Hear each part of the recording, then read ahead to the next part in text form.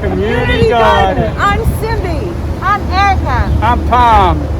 Come on in, put on your gardening shoes. We only have 10 minutes to show you around, so come on. This garden was started in 1994. It grows on a little wedge of land that was left over after construction of this BQE off-ramp and used for decades as a dump site. A long series of gardeners over the years has cleared the weeds, improved the soil, put in paths and sidewalks, and built raised beds, stone retaining walls, and many structures. Most important has been to give new life to the dry, rubbly fill soil and to bring in a marvelous hodgepodge of plants. The garden has 23 member gardeners right now, plus spouses and children, and under normal circumstances, others join us for public work days, trainings, and fun events. We're about working together to make, grow, and tend the garden, to learn from it and from each other, to share and to enjoy. This is a challenging site. Its large trees, 2 Siberian elms, an English yew, a honey locust, and a white pine, create complex light and shade patterns. But the biggest problem is that they outcompete the other smaller plants for water and the nutrients it carries. We have to water almost every day from this time of year, end of July, into September, and the way we get water is to run a hose to the hydrant across the street. You had to be here in May to see these irises in bloom. They were breathtaking, tall with over 100 large purpley flowers. Behind them is a young fig tree. We planted it 4 years ago when very small, and we're hoping next year we'll see some figs. The Sun Essential spine of the garden has raised beds with plots for use by individual members. There are only 12 plots, not enough for all our members, but some are shared and some members don't want one, having more interest in other aspects of the garden. This is the personal plot of our fellow member Jake, who's growing veggies for the first time. His plot is well thought out for easy tending and enjoyment. He's put a small trellis at the center and is growing 3 types of peppers, several varieties of tomatoes, cucumber, kale, basil, and a sunflower. The sage plant in the corner, which is perennial, was left by a previous holder of the plot. Isabel's plot across the path is very different. She's a highly experienced gardener who's cognizant of the soil needs and the best planting and harvesting times for each type of plant. And she makes incredible use of the small space. She's growing not just 3 kinds of basil and 5 kinds of tomato, but also eggplant, cucumber, okra, and corn. Most of her plants are grown from seed. She has many lavender plants started in small pots. From Isabel's plot, we come around our fringe tree into a lightly shaded part of the garden under the elms, where, isn't this wonderful, virtually every plant along this path has planted itself from seed of other plants just like it in the garden. And we're going to let them go to seed to do the same thing. We rely on these fellows to help us fill space and, for that matter, give us wonderful surprises, like who would have thought that a coneflower would survive within inches of a giant elm? But here it is, it planted itself. You may recognize Black-Eyed Susan. There's more of it. And more of the coneflower. This is Heliopsis helianthoides, otherwise known as false sunflower. It does take some shade. And next to it, smooth aster, which will flower in fall. We have a lot of that in the garden. And not to forget, a real stalwart of the garden, the common violet, which fills cracks, fills spaces, and makes a beautiful ground cover under our apple trees with violet flowers in spring.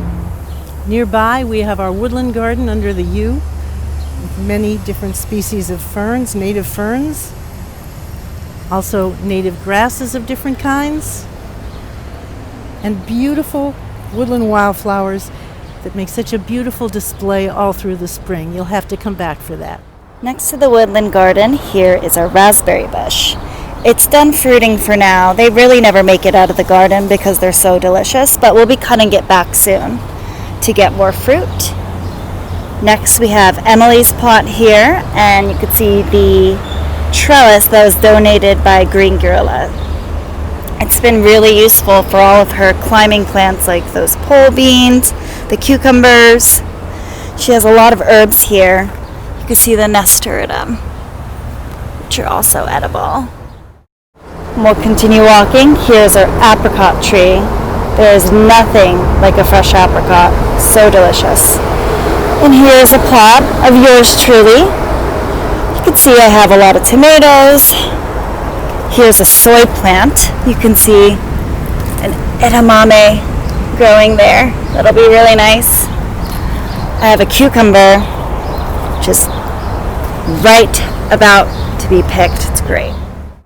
We're now leaving Erica's plot and coming to what we call our charming bench, which is a very comfortable place to sit in the shade during the summer. We're now walking into the utility area, and on our left we have our wheelbarrows. Thank you, GreenThumb. And here to our right is our 3-bin compost system, which we built ourselves. It's made of cedar wood, and it's a little larger than standard size. We get a lot of compost out of it. Next to it is the water barrels and watering cans for use between major hose watering. Here's our tool shed, which we built. We're proud of the large selection of tools. Thank you, Emily. The silky dogwood shrub next to it was here before the garden was started. Our little house is the centerpiece of our garden. It's modeled after a child's playhouse that the earliest member originally put on the spot. When that deteriorated in 2012, we designed and built this one, but made it larger and filled it with shelves for greater functionality. We recently repaired the roof. Across from the little house, here we have Judy's plot, and next to her is Rita's plot. She has some lavender, as well as some bok choy and scallion that she grew from food scraps, mint, opal basil.